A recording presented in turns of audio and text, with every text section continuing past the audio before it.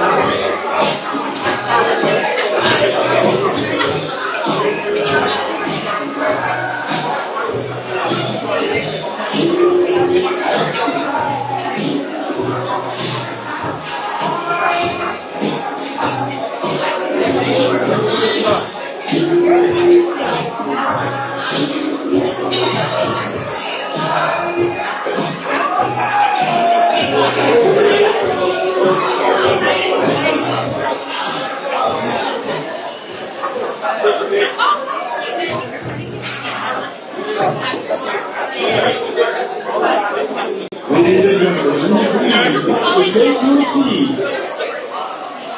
The program is beginning momentarily. Only for you to rest in your seats, and the program will begin.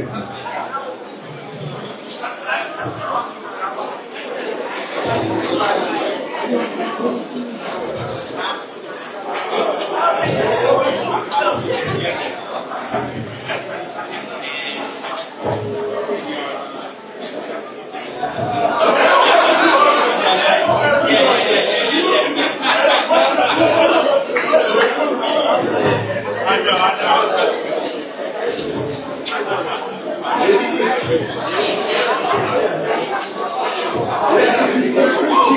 this time, please, everyone in the room, please take your seat at this time. There will be plenty of time for mixing, mingling, and picture taking.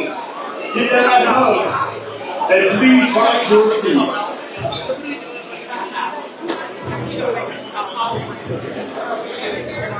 Because if this is somebody that's standing up, both of you should be sitting down.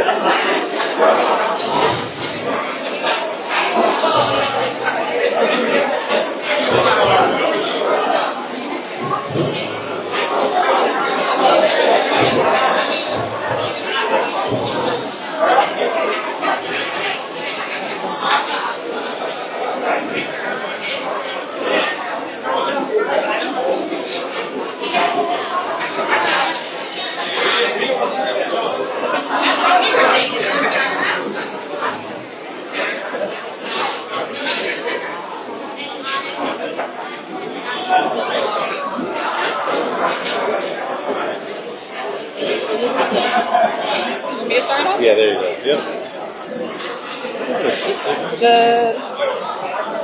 Good morning. Good morning, good morning, good morning, everyone. What a beautiful room. We are so grateful to have everyone here. We're getting ready to start our program. So we're asking you to please take your seats. If you don't have a seat, find one. We'll have, look at God. We'll have plenty of time for mixing and mingling, but we're super excited to start our program for this beautiful morning. I am Stephanie Brown James, co-founder of the Collective PAC, along with my super fine husband, Quentin James. What's up, y'all? I just want to pause and say to all the gentlemen who got the unofficial tan suit today. I see you. I see you. I see you. I see you. It is Obama's speech day, so we are giving honor to the infamous and famous tan suit. But thank you all for being here. Listen, We are at the Our Collective Power Brunch, and this is our vibe. We want to come, raise money, have fun, but make sure that we are building Black political power in this process. So give yourself a round of applause for waking up this morning and coming to eat brunch for a purpose. We're going to get started with our program, but first we want to acknowledge and thank our sponsors. We could not do this without them. You're going to hear from a few of them in a moment, but I want to recognize all of our partners and sponsors by name. And please hold your applause to the end. We want to thank Everytown for Gun Safety, the Movement Voter Project, Forward.us, PSEG, National Black Empowerment Council, Add Blue, Yes, Leaders of Color, 1000 Black Women PAC, My Code, America Votes, Suter Law Firm, Charter Communications, thank you, Ike Smart City, New Blue Interactive, Everton Blair, Miss Jasmine Long, Wellness and Woo, and Jack Mont Hospitality. Thank you all. Please give a round of applause to our sponsors. So we're going to have our sponsor remarks first by Everytown for Gun Safety. So if you can join us at the stage. We are so grateful for our partners for helping us to do this work across the country. We were just together at Essence Fest, and we're excited to go to CBCF, AOC. It's coming up in a couple of weeks. I know many of us will be together for that, so if we could please come on now.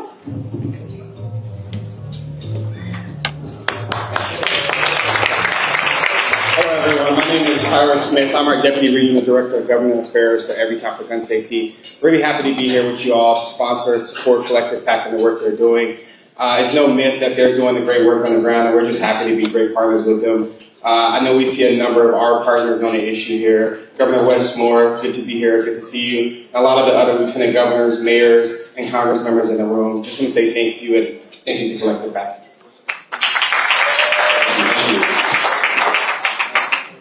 All right, and we will now hear remarks from our phenomenal partner, Forward.us. Please give it up, Forward.us.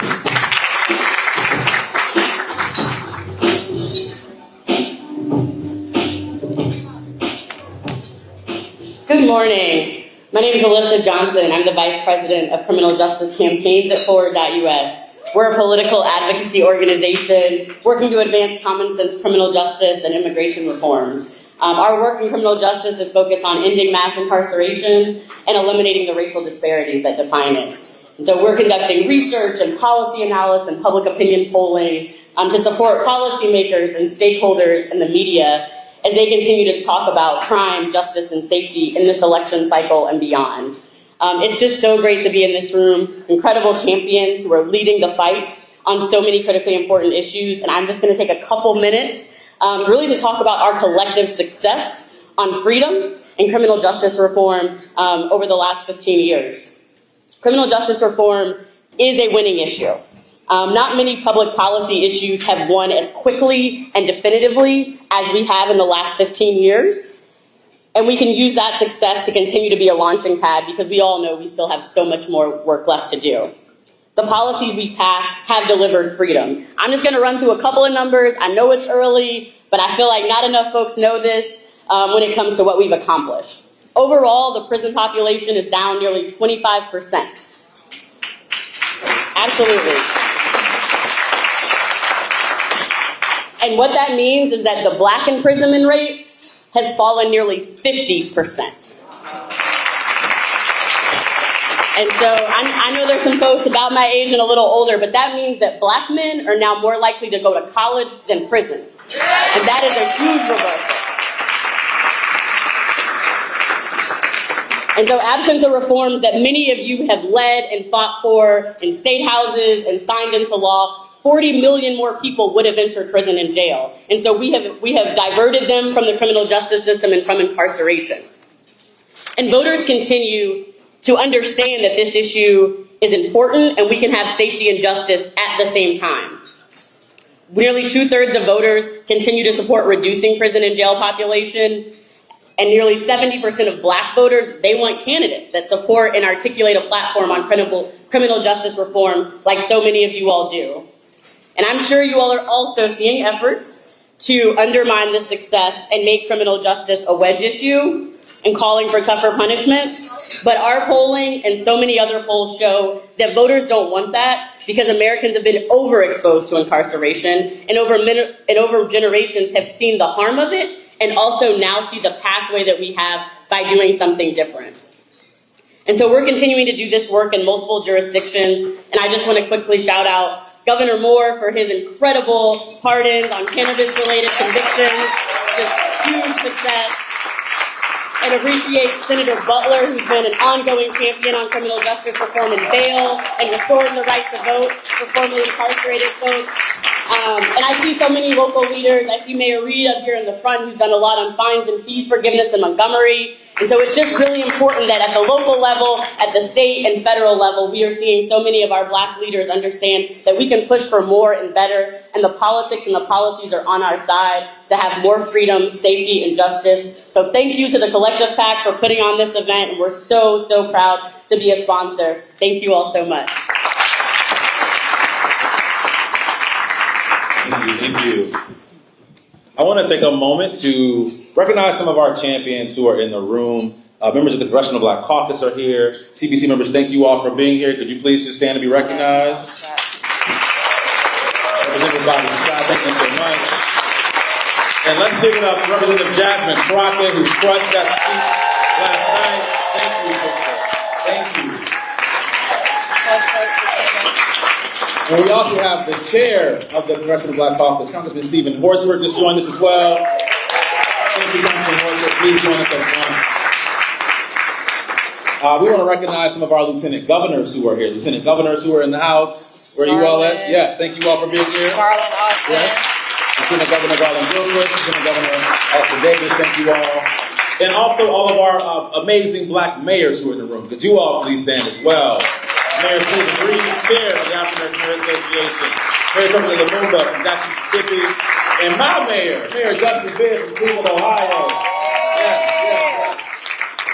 Thank you all, thank you all. And now we're going to keep moving along with our program. I have the distinct honor to recognize someone who you all know, who really needs no introduction, but we just want to stand up and recognize the first black man to win an EGOT. That's an Emmy, a Grammy, an Oscar, and a Tony. Please join me in welcoming the incomparable John Legend.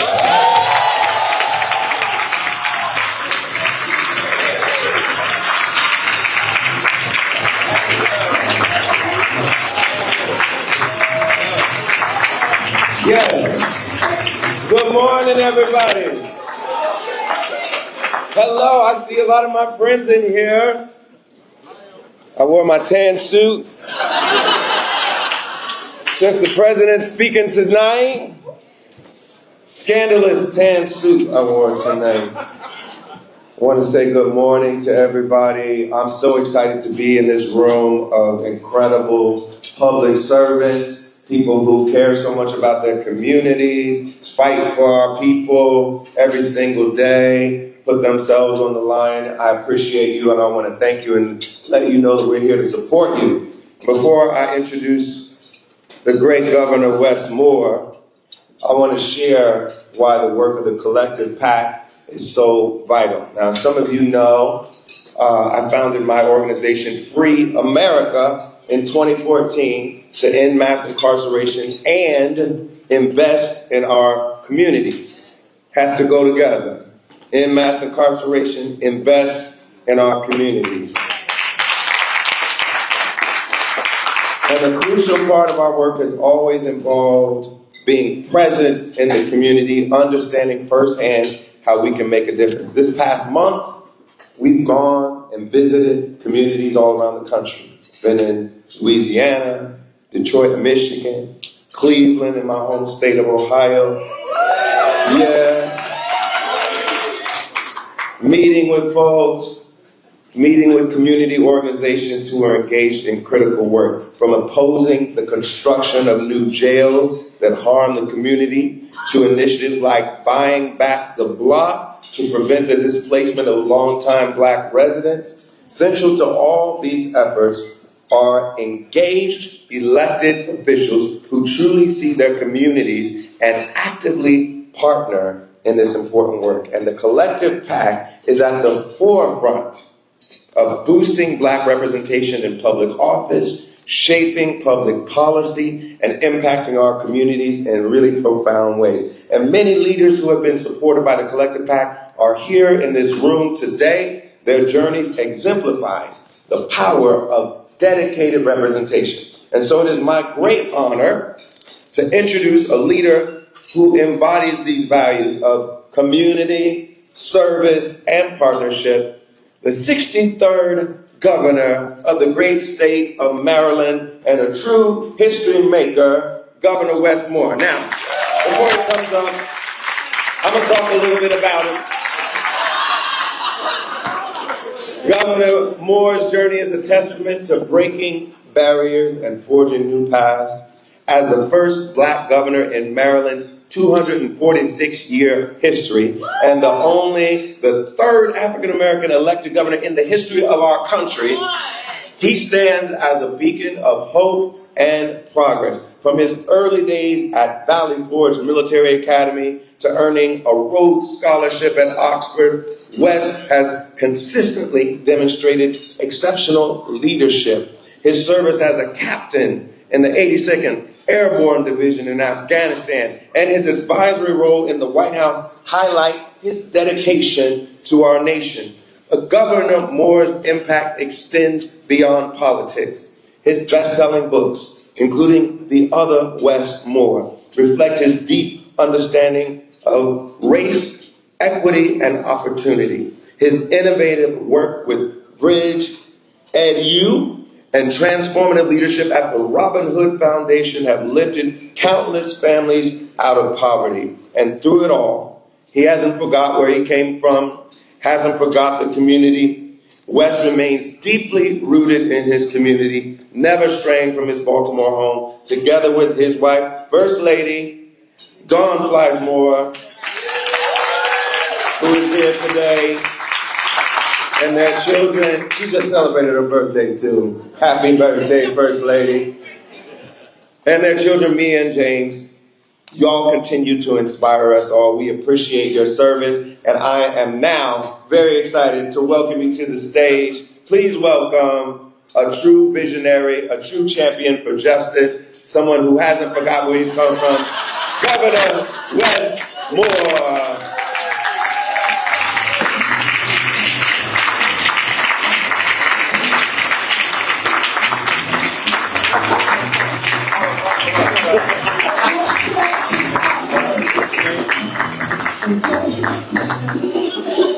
What's going on, family? How y'all doing? 306? I'm sorry for everybody who isn't as enlightened as our alpha brothers.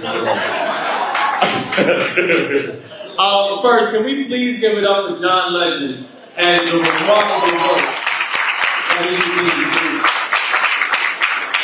do. Because here's the thing that continues to inspire me about John is that he doesn't have to do this. You know, frankly, there's a lot of people who, as you continue to move up in celebrity and as you continue to move up in accomplishment, there are a lot of people who get real quiet. Because they're afraid if they actually say something, it could hurt them. And so when you have the world turning and when you have these issues that need to be debated and discussed, that they just allow it to happen because they're afraid it could actually complicate them or their situations. John has always been a brother who has not only not been like that, he's actually leaned into the causes that need and deserve a champion, and he has been that champion and continues to be a champion for our community. So John, God bless you, and thank you so much for all you continue to do.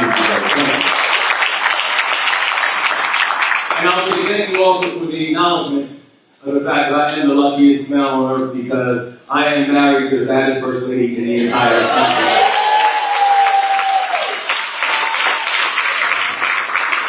Any governor, and I say this very respectfully, challenge me on it.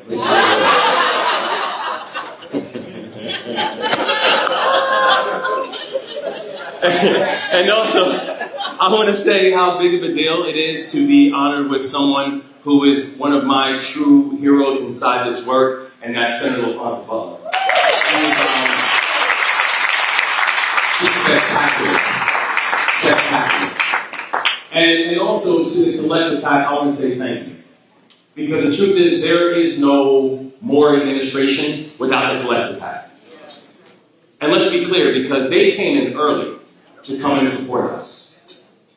And listen, they came in, and also when you think about our race, we had other black candidates in the race. But what happened with the collective PAC, they were like, it's wonderful that you're black. I need to know your agenda. I need to know your policies. I need to know your history. I need to know what it is you plan on doing. And the fact that you all came in, and again, it wasn't just the fact that you came in and supported us, it's the fact that you came in and supported us early, and despite the fact that there were other African Americans in the race, but you said, well, we believe in the vision of what this team is looking to pull together and we can actually get it done. I cannot tell you enough, not just how much it means personally, but how much I stand here because we stand on your shoulders. So God bless y'all, and thank you so much.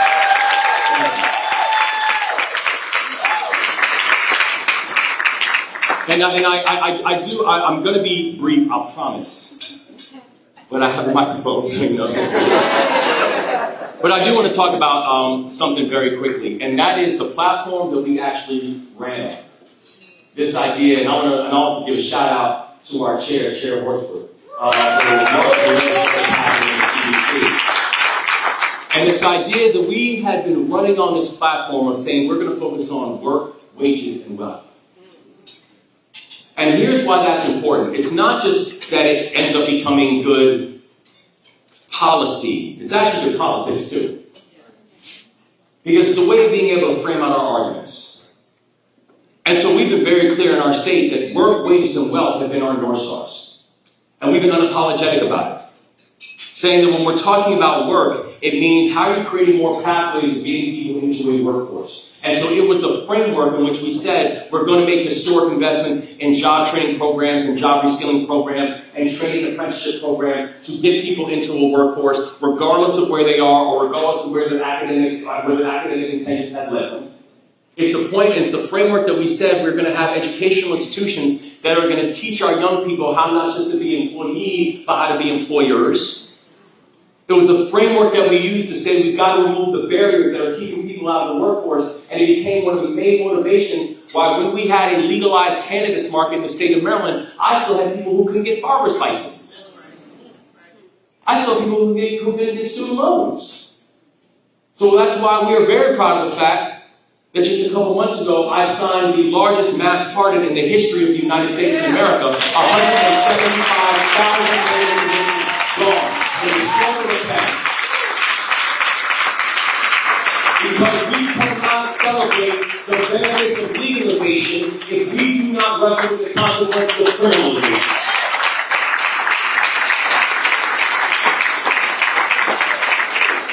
It's the reason why we said that we are going to focus on wages and why in our first month of office we raised the minimum wage, because gone should be the days when you have people who are working jobs and in some cases working multiple jobs and still living at or below a poverty line, particularly when the people who are working those jobs oftentimes look like us and our family members.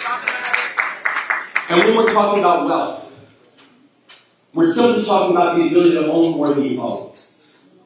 We're simply talking about the ability to pass something on to your children besides debt.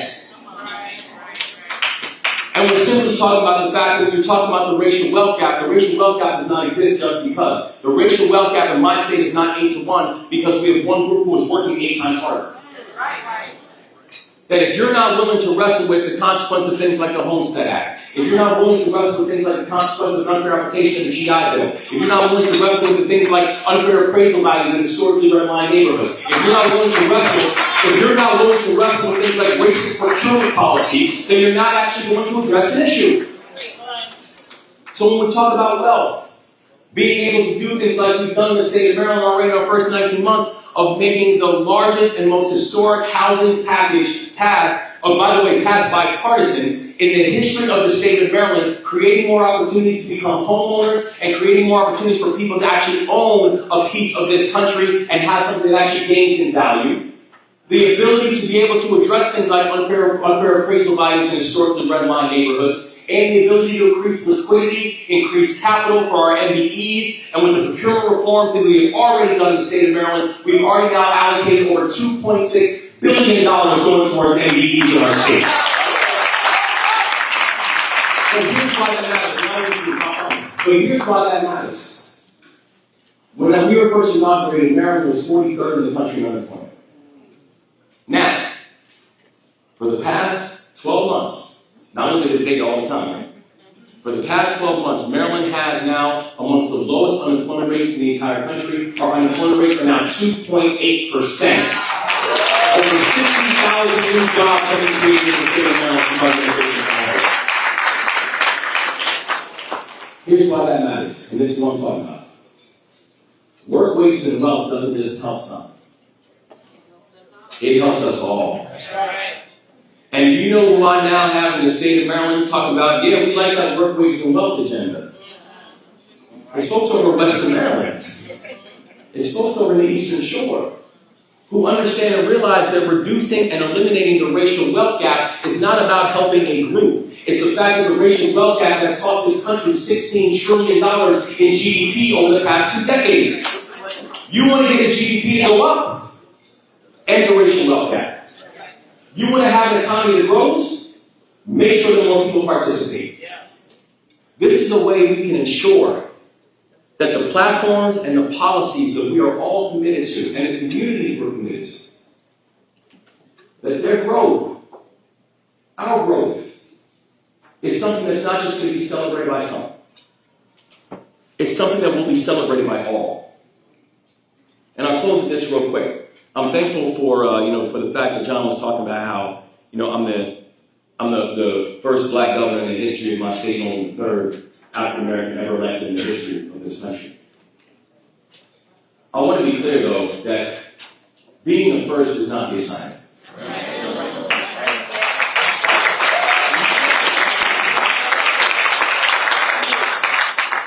And I pledge to you, and it is part of my appointing purpose, that this title that I have of being the only black governor in America, I do not want that title for very long.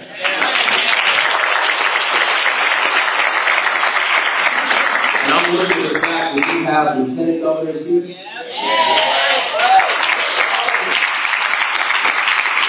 That we have mayors, that we have county executives, that we just have, like myself, people who never run for office before, who are like, you know what, I think I should be the next governor of my state.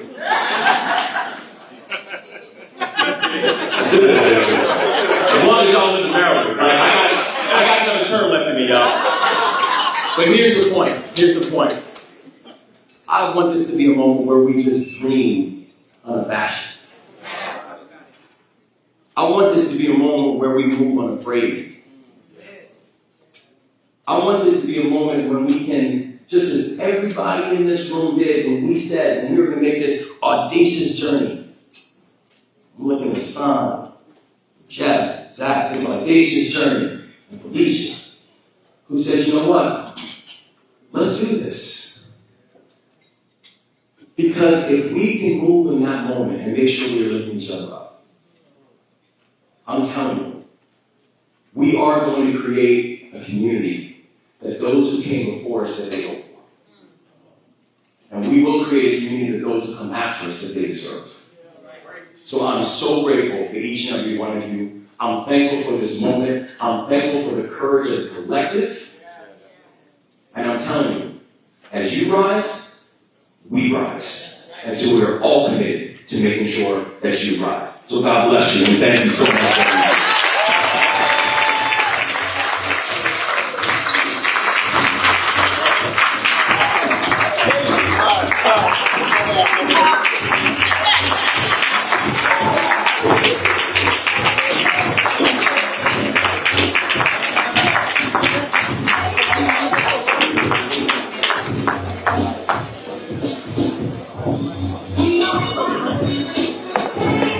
It is heavy. I'm like, as long as I get, I know exactly what's going on.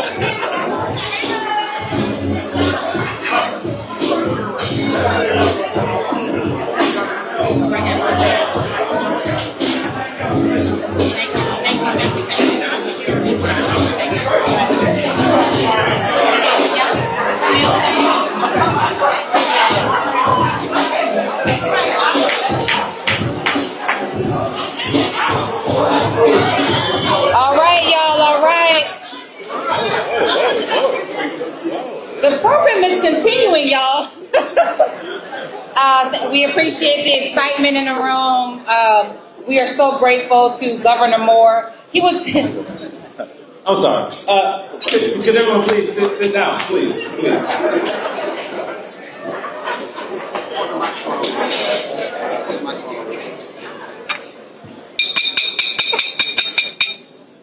Seats. Thank you all. And Governor Moore was so kind because, we really did have some good interviews when we were talking about the endorsement process. And I think actually that's probably the best part of our job is being able to talk to candidates across the country, from vice presidents, soon to be presidents, to on the local level. And so it is really an honor to be able to see the journey that so many wonderful candidates like Governor Moore has had. And I can tell you for this next honoree, to see her rise has been personally, for me, a blessing to see. I'm not actually supposed to introduce her, so I'm not. But we are just so grateful that she is here. So I'm going to introduce who is going to introduce her. We have been on this journey with Michael Ealy. Y'all may have heard of him before. For a long time. Michael is definitely an extraordinary actor, but he is an even better advocate, humanitarian, lover of Black people. He is down for anything that is building power for our communities, and it has been just a really great honor and privilege for us to travel this country with him as he is supporting candidates, as he is addressing issues, and as he's standing by the collective PAC side so that we can support candidates across this country. So we are honored to bring up our special guest, Mr. Michael Ealy, who will introduce our next and final honoree.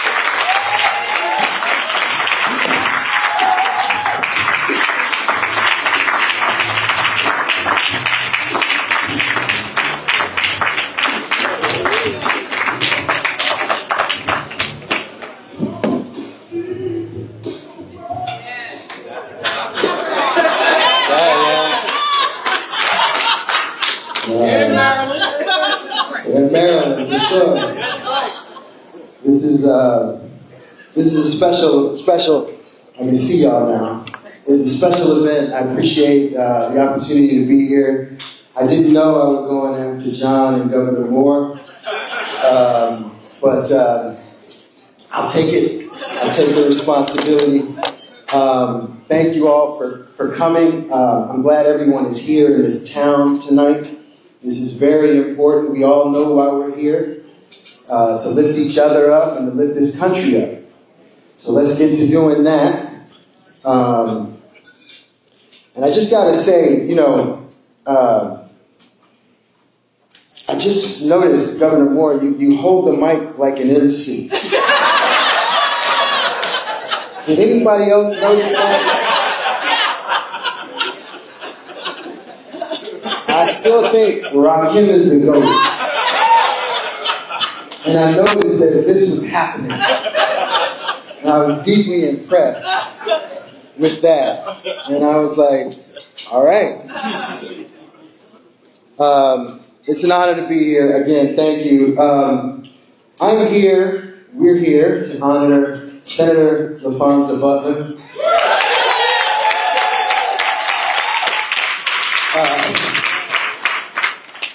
A leader who has dedicated her life to fighting for fairness and justice. And she grew up in Magnolia, Mississippi. And Senator Butler was raised by hardworking parents who taught her the value of family and service to others. After losing her father as a teenager, she watched her mother work multiple jobs to ensure a better life for her children. As a graduate of Jackson State University, Senator Butler, there we go, all right. Senator Butler has built a career focused on empowering working families, from leading California's largest home care workers union, where she helped raise the minimum wage, to her time at Emily's List, where she supported over 600 women in running for office. She has always stood up for those who need it most. Now, as my senator, and I just found out Jim Buddy, yeah. She's committed to addressing the big challenges we face like affordable housing, reproductive rights, and protecting our freedom. And guided by her mother's advice, work hard, do your best, and never give up, Senator Butler is determined to create a fairer future for everyone. So please join me in welcoming today's honoree, Senator LaFonza Butler.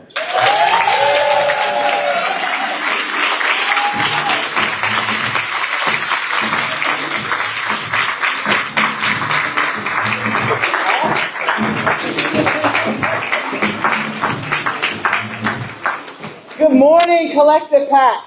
Good morning. I never thought about how I held the mic until now. Everybody is, maybe this will work for me.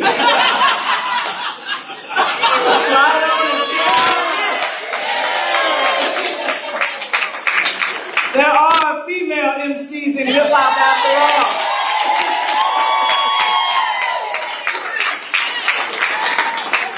I remember an old tune called Ladies First.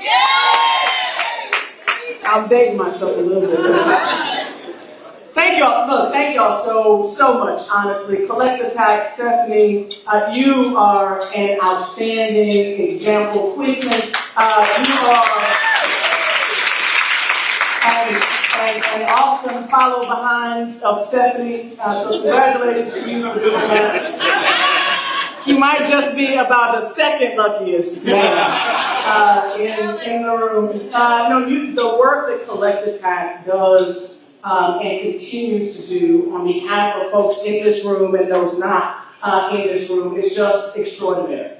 You empower and strengthen ordinary people to believe that they can accomplish things that people told them their whole lives they never should be able to do. And so I don't want you to minimize what it is that you do. It's not about an interview process. It's not about raising money. It is about changing mindsets. And you have to know and hold for you and your boys that that's what you're doing. So we all owe you a debt of gratitude. So thank you.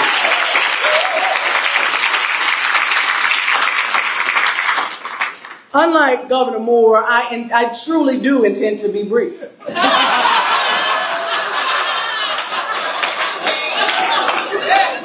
We gotta do this more often, man. I love this.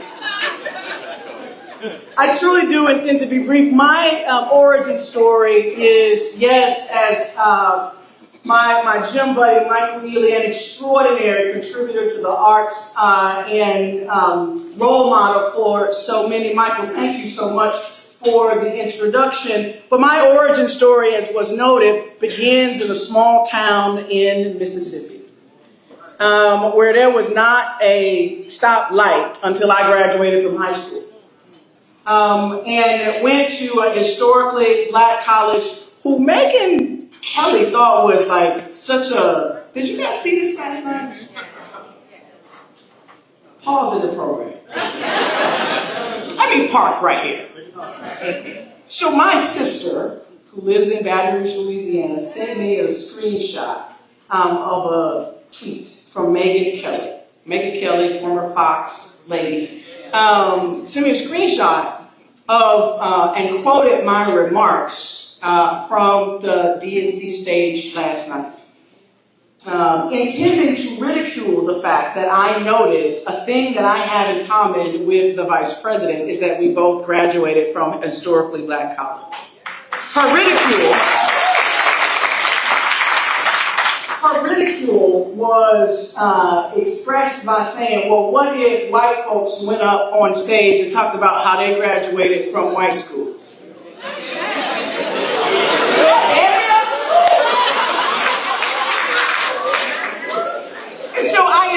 It is one of the things that I am most proud of as we seek to elect Vice President Harris to the office of presidency to highlight and lift up the contributions made by historically black colleges all across the country.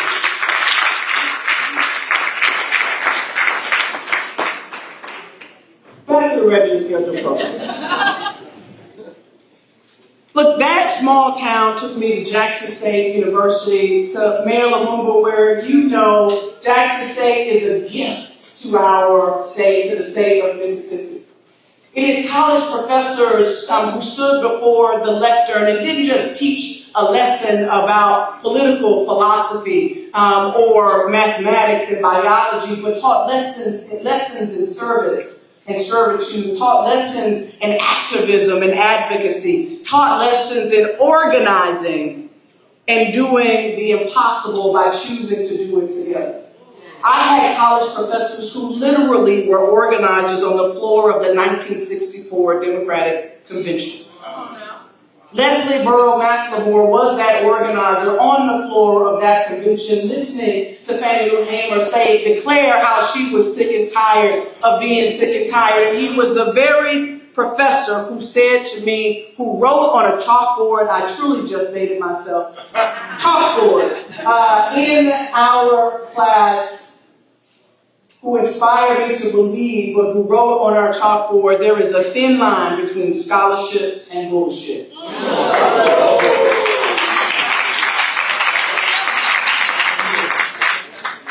And he said it with his whole chest.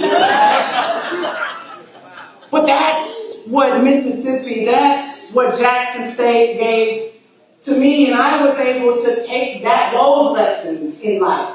Understanding that my family wasn't poor just because my mama didn't work hard, but my family was in a situation that a system was designed to keep them in. And I was able to join the labor movement from the campus of Jackson State University and take myself to Baltimore, Maryland. In Baltimore, Maryland, I joined a church called Empowerment Temple. I joined a church called Empowerment Temple. It was at that time led by Reverend Dr. Jamal Harrison Brunch. And I'm putting all of the respect on his name because there are three things that he always said when he opened the doors of the church. My wife and I were there on the third pew, as my mother taught me, on the third pew every Sunday. And every time he began his sermon, he would offer us 3 key points that I would offer to all of us as we set ourselves on this journey, leaving Chicago with a clear mandate and set of actions. Dr. Bryan would always say, you're in the right place at the right time, doing the right thing. And I know that's right. And so Collective PAC, as we think about where we are in this moment in Chicago, we know that we are in the right place. A place of deep history for our people, for our movement, a place where giants were born. We saw a number of them on the stage last night, none bigger than Reverend Jesse Jackson. We know that we are here at the right time because there have been others who have tried to break the glass ceiling, who have come before to this candidate. Folks like Fannie Lou Hamer, folks like Shirley Chisholm. So we are in the right place at the right time because we know that this country is prepared for us to do the right thing. Because my little girl believes that she can be Vice President Kamala Harris's Vice President. And it shouldn't be just a dream that only my little girl owns. It should be the dream for not just my daughter, but America's daughters.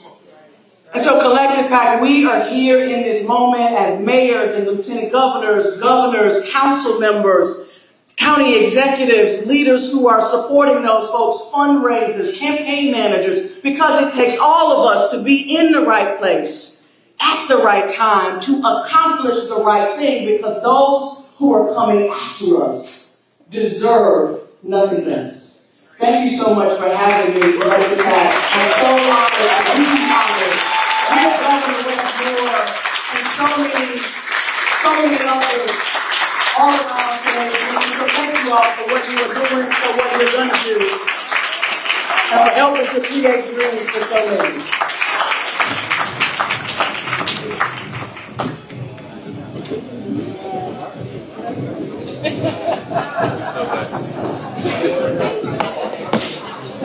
We're sitting this.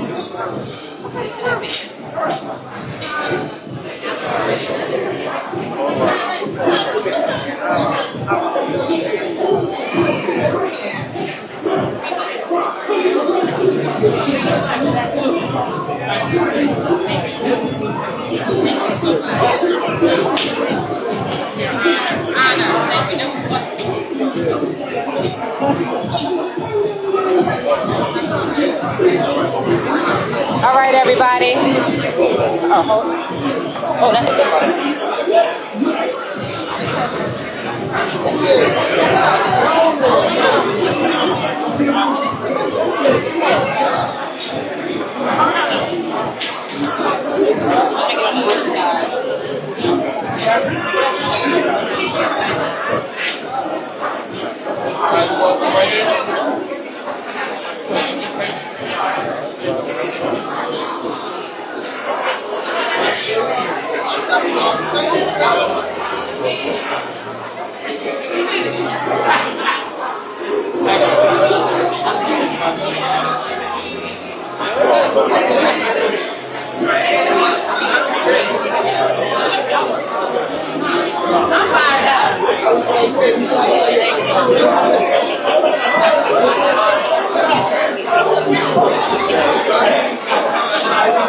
All right, everyone, we are wrapping up our program. We have just one quick thing to do, which is super important.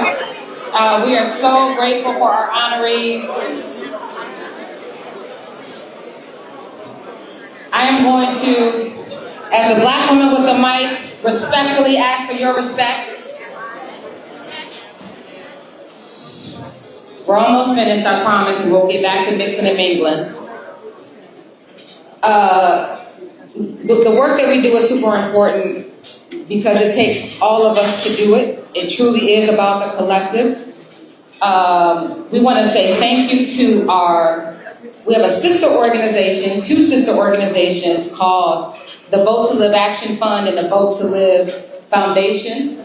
Those two organizations are dedicated to supporting Black voter engagement efforts across the country. It's a major operation that takes millions of dollars to accomplish so that we can make sure that Black folks are able to be registered and engaged in the voting process. And I want to say thank you to our board members who are here in the room. I would ask you to stand, but everybody else is standing. So just wave your hand, please. Thank you so much to our board. And then finally, so many in this room, I think probably everybody in this room has been, at least for the women, have been on the Win with Black Women calls. Thank you, Brian. And I want to talk about Win with Black Men. Is an effort that has also come together to support Sister Kamala Harris, who happens to be, a Howard University grad. Ain't you? We're biased. We both are Howard grads. And so Quinn is going to talk about, again, we do a lot of brunches. We do a lot of really fun, cool events. We do these events because, quite frankly, we need to do the events so we can support candidates. And so for everyone that bought a ticket today, that provided a sponsorship today, thank you. Because of you, it's not about this event. Right. This is a gateway for us to be able to help the over 150 Black candidates that are on the ballot. I'm going to tell you something. Collective PAC writes checks. And sometimes we are the only checks that candidates receive from a national organization to help their efforts on the ground. And so you're going to hear me say this once, you'll hear it one more time. We need you to support this work with your dollars and your time. And one way you can do that with your time is being prepared to phone bank, to text message bank, things that you can do from the comfort of your home. So Quinn's going to talk about Win with Black Men and the phenomenal organizing effort that they have been able to do over just the last few weeks. Thank you. Good people, could y'all just do me a quick favor and please sit down or maybe go to the hallway to have conversations. Don't mind the networking, but trying to do something here. I do want to pause and recognize a few individuals in the room who, we must recognize because of their leadership. First is Dr. Ben Chavis. Thank you for everything that you do for Black Leadership Association. We appreciate you. Brother Mark Thompson, thank you for everything you're doing on broadcast, fighting for us. We appreciate you. And obviously, Brother Roland Martin, thank you so much for everything you're doing, Roland, with the Black Star Network. I'm going to ask brothers Michael Blake and Khalil Thompson to join me on stage. Thank you. Yes, give it up for Michael Blake and Khalil Thompson. And Roland. Yes, and Roland. Sorry, my bad. As Stephanie mentioned, about 3 weeks ago, over 55,000 Black men came together for a historic moment.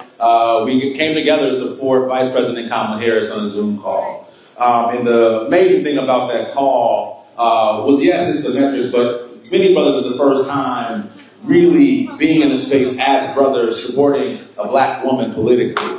And so that was very special, something that we want to recognize and honor. But one thing that happened on that call is we raised money not only supporting Vice President Kamala Harris, but also to support organizations who are going to go out and do work and get out the vote targeting Black men. We hear the narratives and the rumors about Black men this and Black men that. And what we know is there are organizations who are out there each and every day, including these brothers on the stage, who are talking to brothers, who are getting them registered, getting them engaged, and we know they're going to come out and vote in November. And so I want to give a few announcements of what we are doing and what we're going to continue to do over the next 78, 9 days, how many ever days it is. So right now we're contributing on behalf of Women with Black Men Collective PAC $425,000 to organizations who are going to go out and support Black male organizing. And so those groups include the National Black Justice Coalition. Give it up for them from NGC. Black PAC. Real Men Vote, which is a project of the 100 Black Men of America. Black Voters Matter. The Black Male Voter Project. Black Men Bills. The D9 fraternities, all 5 of the Black fraternities, and obviously the organizations represented here, Collective PAC, Women with Black Men, Kairos, and also the Black Star Network. And so this was our first event where we raised $1.5 million, and we're going to continue raising money. But we want to be, we want to let you all know that we are on the job. All right, brothers are here. We are not somewhere sitting around, not paying attention, not supporting our sister. Brothers are here. So for all the brothers who are on that call, please stand. Most of y'all, we thank you all. We thank you all. We thank you all. We thank you all. We are out here doing this work. So thank y'all so much. Appreciate it. Thank you. Awesome. Tan Suit Day. I also wanted to recognize, I don't know if they're both still here, if you are a Black candidate on the ballot this November, could you please stand as well? Yes. Thank you all. Yes. And so, people in the room, we thank you all for coming to brunch, having a good time, drinking some cocktails. Please find a candidate and give them some money. I'm not joking. I'm being very serious. You got $25 because you bought 10 drinks last night, okay? You got $50, you got $100. That money makes a huge difference for a city council race, a school board race, a state house race. And so please connect with one of these Black candidates. Black candidates, please stand again. Please stand again.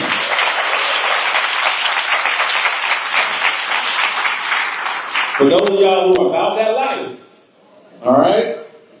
About that life, find one of these candidates and contribute to their campaign. Yes, exactly. And we got to support our sister Jasmine.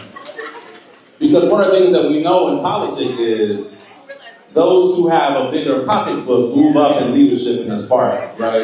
And so we want to make sure that we're supporting people like Jasmine who are moving up in leadership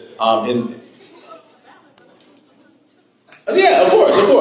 And yes, we got elections in 2025, 2026 as well, so that's going to be important. I do want to recognize one of our former board members who has embarked upon a historic campaign.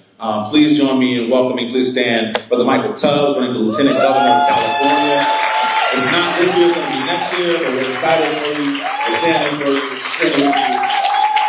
And you also got the 10-2 memo, so we appreciate you, brother. Thank you. I don't see him in the room, but Brother Mondaire Jones was here as well. Is he still here, Mondaire?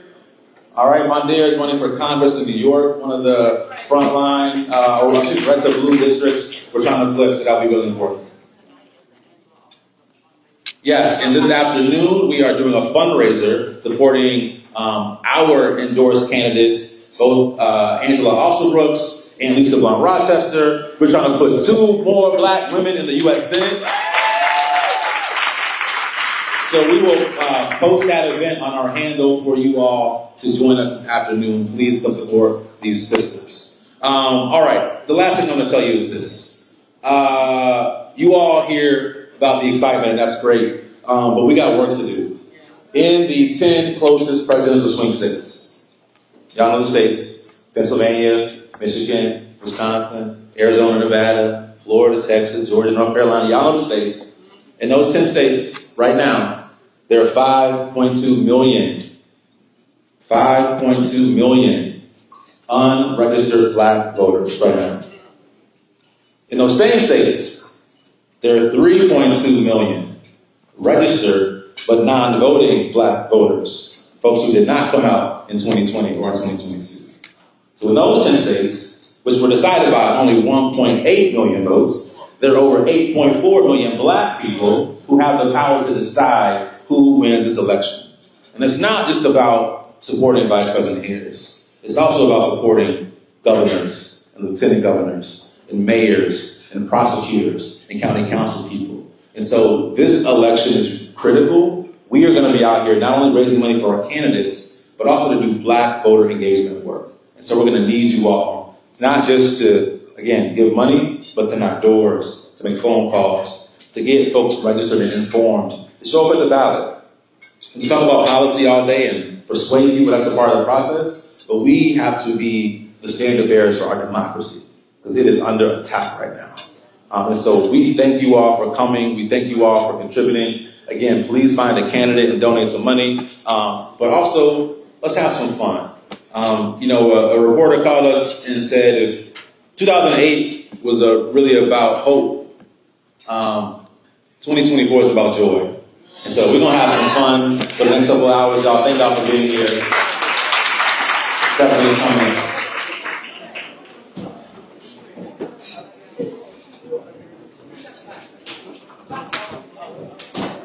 So the Angela Alsobrooks, Lisa Blunt Rochester fundraiser is at 3 p.m. today. If you got an email about this, we will send out an email with the information for that, or you can see one of us or our team members. In addition, anybody work on the Obama campaign in either 8 or 12? Raise your hand if you did. All of us did because he won. No. But we are having a Black 44 celebration tonight, where we are inviting all of y'all to come out to Bureau Bar. You can watch the speech. We are gathering there to celebrate the Obamas, mainly Michelle, but also Barack speaking today. So please join us from 8 p.m. on. We'll be there. And then finally, it takes a whole team to put this together. So thank you to our collective PAC team for everything that y'all do. We always say, if you told something to Quentin or you told something to Stephanie, best believe we didn't tell each other.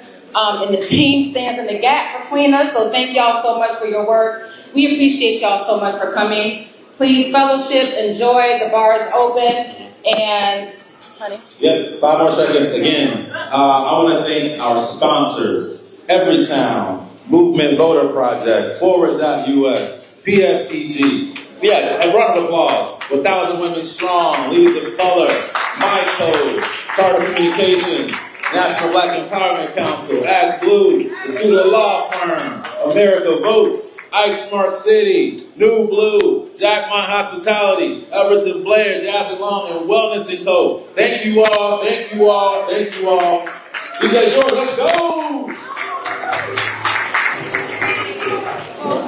We know some of y'all gotta go. But some of y'all need to stay. There's one more. Come on. We actually stand on stage.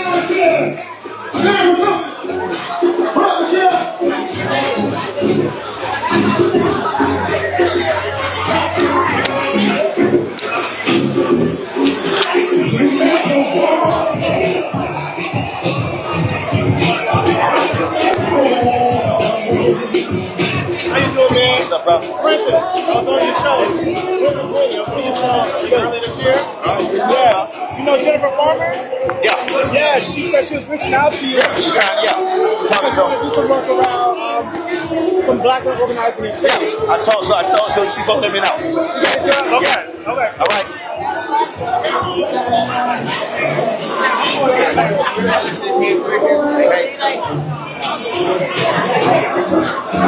Where's the case?